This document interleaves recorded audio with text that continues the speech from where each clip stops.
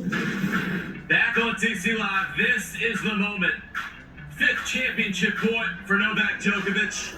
He said it felt like a Grand Slam final. Andy Roddick said that is a Grand Slam emotional reaction.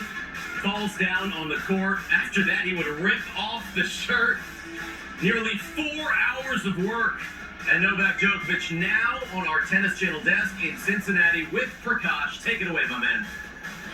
Steve, thank you. Novak, what a guy. What a guy you are. That was one of the most special things we could have possibly witnessed.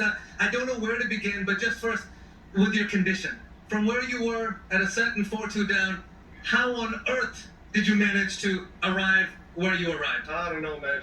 I don't know. So much to talk and not much energy left in the tank, to be honest.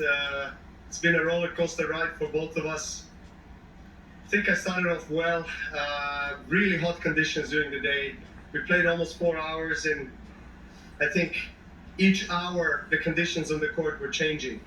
So it was becoming easier to play on the court because you didn't have sun and then the heat, being absorbed by the hard court and evaporating up there, and that makes it even hotter on the court. So I was really struggling. I felt like I had a heat stroke or something at the beginning, and he was set in a breakup.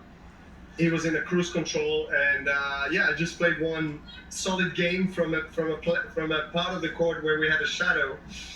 And all of a sudden I said, you know what, maybe I'll have a chance, to come back. And I fought through, and I believed, saved match point. Then, he saved some incredible match points, and I played a really tight game, closed the match at 5-4 in the third. Some amazing points, athleticism from both players. I mean, this has been one of the most exciting, most complete, and the toughest matches I was ever part of, no doubt. You're talking about complete. We saw every shot imaginable, and then quite frankly, I think we saw a couple of shots that we've never imagined. Also, as far as strategy back and forth, because it seemed like you were topping each other, are you just reacting from the gut?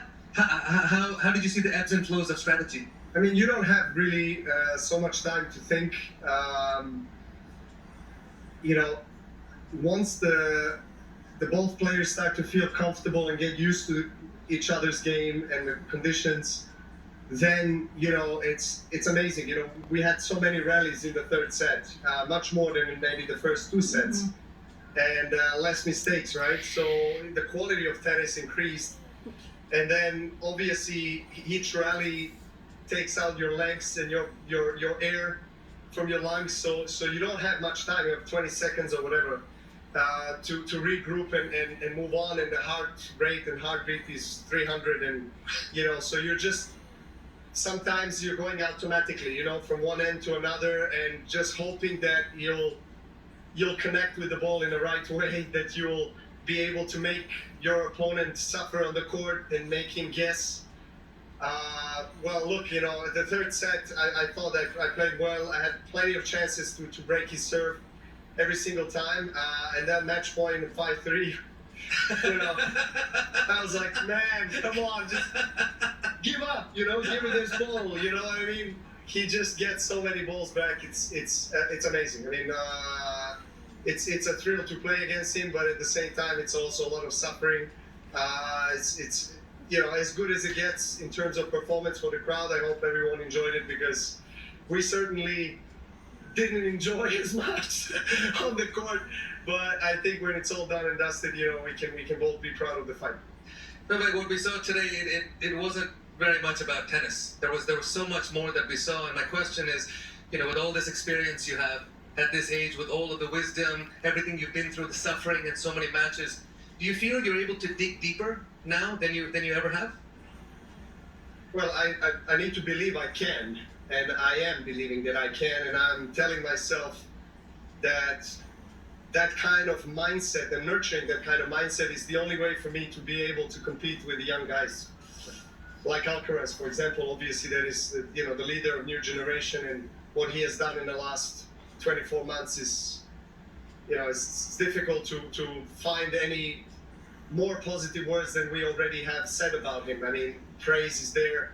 incredible guy. He really carries himself so well on and off the court. Amazing player.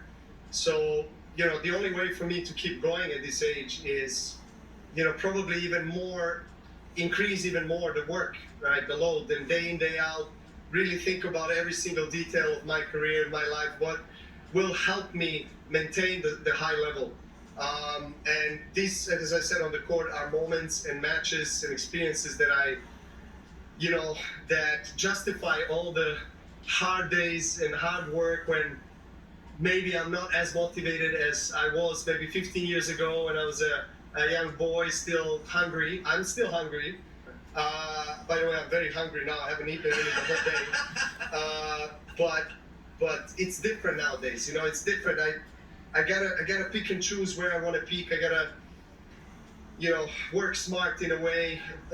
Build a strategy with my team in terms of the preparation and training and approach, which will allow me to excel in the tournaments where I want to. And U.S. Open and Grand Slams are my biggest goals of the year. And of course, coming here to Cincinnati, I didn't know, I didn't play hardcore tournaments since February. I didn't know how I'm going to feel, how I'm going to start playing. Haven't been to States in 2 years, so I was excited. I was looking to get a few matches, hopefully, under my belt before New York. I couldn't ask for a better tournament than this one, honestly. Up to the finals, I haven't dropped the set, played great tennis. Today, I guess best way to crown this week. You're a gift, brother. You're a gift. Thank you. Thank you for having me. Steve is the man. Awesome job.